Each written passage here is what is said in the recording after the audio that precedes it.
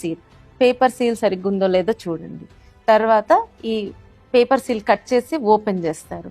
Open చేసినాక ఇక్కడ మనకి గ్రీన్ సీల్ ఉంటుంది. ఈ గ్రీన్ సీల్ ముఖ్యమైనది. ఈ గ్రీన్ సీల్ కరెక్ట్గా ఉండాలి. ఇది కనుక బ్రేక్ అయి ఉంటే మీరు వెంటనే రిటర్నింగ్ అధికారికి ఆర్ఓకి తెలియజేయండి.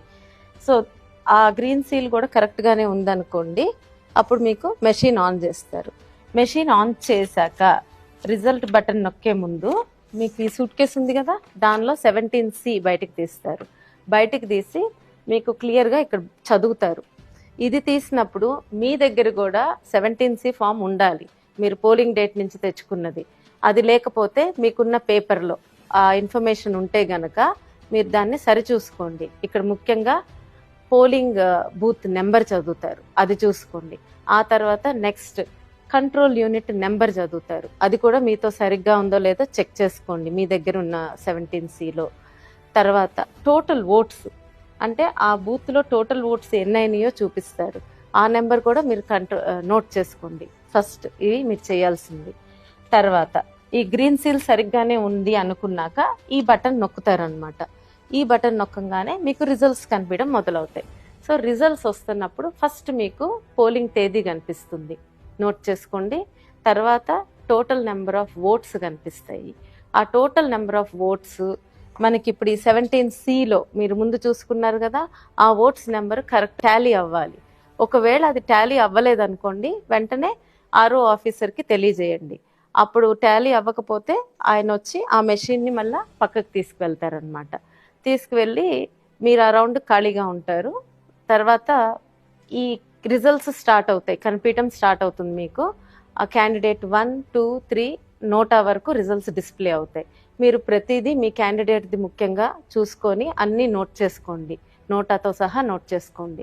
ఇవన్నీ ఏం ప్రాబ్లం లేకుండా జరిగిపోతే మీరు నోట్ చేసుకుంటున్నట్టే ఈ కౌంటింగ్ సూపర్వైజర్ కూడా 17C పార్ట్ 2 ఫిల్ చేస్తూ ఉంటారు, మీతో పాటు అన్ని రిజల్ట్స్ నోట్ చేస్తారు.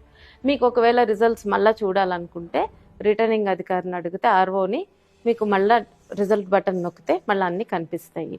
ఒకవేళ ఇదంతా సవ్యంగా అయిపోయింది, అందరూ అగ్రీ అయ్యారనుకోండి, ఒప్పుకుంటే మీకు కౌంటింగ్ సూపర్వైజర్ 17C పార్ట్ 2 సంతకం పెట్టమని అడుగుతారనమాట. సో దానిలో మీకు ఆ కంట్రోల్ యూనిట్ నెంబర్ కూడా రాసి, అవును ఇది ఇదే కంట్రోల్ యూనిట్లో జరిగింది కౌంటింగ్ అని చెప్పి మీరు సంతకం పెడతారు. అందరూ సమ్మతమే అయితే ఆ పేపర్ తీసుకెళ్ళి కౌంటింగ్ సూపర్వైజర్ ఆర్ఓకి అందజేస్తారు. ఆయన అది కూడా సరి చూసుకొని కరెక్ట్గా ఉంటే మైక్లో అనౌన్స్ చేస్తారు. బోర్డు మీద కూడా ఈ రిజల్ట్స్ అన్ని డిస్ప్లే చేస్తారు. ఇదంతా జరిగితే ఒక రౌండ్ ప్రక్రియ కంప్లీట్ అయినట్టు.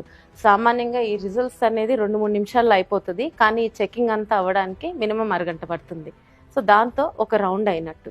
ఆ రౌండ్ అయిపోయాక నెక్స్ట్ ఈ అనౌన్స్ చేసిన పేపర్ ఈ 17C పార్ట్ 2ని ఇంకొక ఆఫీసర్కి ఇస్తారు. అది ఫామ్ 20లో ఇదన్నీ భద్రపరుస్తారు. ఫామ్ 20ని బట్టే మనకి తర్వాత క్యాండిడేట్స్కి అందించేది, దాన్ని బట్టే మన డిక్లేర్ చేసేది రిజల్ట్ని. సో ఇప్పుడు ఇదంతా అయిపోయాక మళ్ళీ మీ టేబుల్కి పోలింగ్ బూత్ 1 నుంచి సెకండ్ కంట్రోల్ యూనిట్ వస్తుందన్నమాట. సో అట్లా రెండో రౌండ్ ఆ నియోజకవర్గంలో ఉన్న పోలింగ్ బూత్స్ అన్ని కంట్రోల్ యూనిట్స్ అయిపోయే వరకు ఈ ప్రక్రియ కొనసాగుతుంది. అన్ని రౌండ్స్ అవుతాయి. మొత్తం నియోజకవర్గంలో అన్నీ అయిపోయినాయి అనుకోండి, మీకు లాస్ట్లో ఒక వీవీప్యాట్ మెషిన్ ఒక 5ని లాటరీ సిస్టంలో తీస్తారు. తీసి ఇక్కడే మీకు పక్కన ఇంకొక గదిలో మీ అందరికి కనిపిస్తుంది, అక్కడే వాటిని కౌంట్ చేస్తారు. ఆ పేపర్ స్లిప్స్ అన్ని కౌంట్ చేస్తారు. అవి దానికి సంబంధించిన కంట్రోల్ యూనిట్లో నెంబరు సరిగ్గా ఉందనుకోండి, దాంతో కౌంటింగ్ ప్రక్రియ కరెక్ట్గానే ఉందని నిర్ధారిస్తారు. సో ఇప్పుడు ఏమేమి సమస్యలు రావచ్చు, ఒకవేళ మీకు ఈ కంట్రోల్ యూనిట్స్ తెచ్చినప్పుడు సీల్స్ సరిగ్గా లేకపోయినా, ఏ సీల్ లేకపోయినా రిటర్నింగ్ అధికారికి ఆర్ఓకి తెలియజేయండి. సో ఈ గ్రీన్ సీల్ వరకు బాగానే ఉంటే మీకు యాక్చువల్లీ ముందు కంటిన్యూ చేస్తారు. ఒకవేళ గ్రీన్ సీల్ బ్రేక్ అయి ఉందనుకోండి, ఆర్ఓకి తెలియజేయండి. ఆయన అది తీసుకువెళ్ళి ఆ కంట్రోల్ యూనిట్ తీసుకువెళ్ళి దానికి సంబంధించిన వీవీప్యాట్ మెషిన్ని తెప్పిస్తారు. అదంతా ఈ కౌంటింగ్ అయిపోయాక చేస్తారు. లాస్ట్లో తెప్పించి దానిలో స్లిప్స్ కౌంట్ చేసుకుంటారు. తర్వాత ఇది ఆన్ అవ్వలేదు, మీరు ఆన్ బటన్ నొక్కినా కూడా కంట్రోల్ యూనిట్ ఆన్ అవ్వలేదు, ఆర్ఓకి తెలియజేయండి. ఆయన బ్యాటరీ తీసుకొచ్చి పెడితే అది ఆన్ అయితే కౌంటింగ్ కంటిన్యూ అవుతుంది. లేదు అది వేసినా కూడా ఆన్ అవ్వలేదు అనుకోండి, కంట్రోల్ యూనిట్ని పక్కకు తీసుకెళ్ళి పెడతారు. సేమ్ మళ్ళీ వీవీప్యాట్ మెషిన్తో స్లిప్స్ కౌంట్ చేస్తారు. రెండవది, మీకు టోటల్ ఓట్స్ 17C ఫామ్ మీద టోటల్ ఓట్స్ కౌంటింగ్ కంట్రోల్ యూనిట్లో టోటల్ ఓట్స్ తేడా ఉందనుకోండి, అంటే ఎక్కువ ఉన్నాయనుకోండి కంట్రోల్ యూనిట్లో, అంటే మాక్ రిజల్ట్స్ ఏమన్నా ఇరేజ్ చేసి ఉండకపోవచ్చు.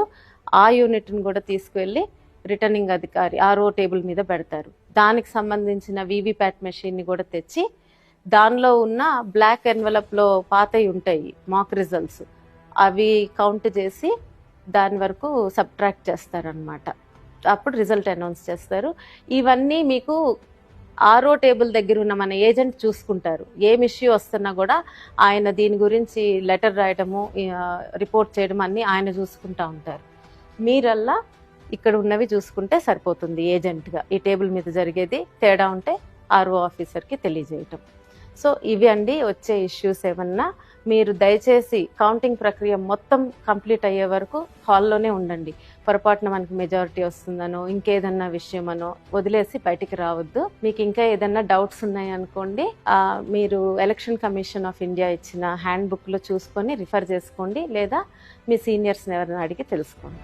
Thank you.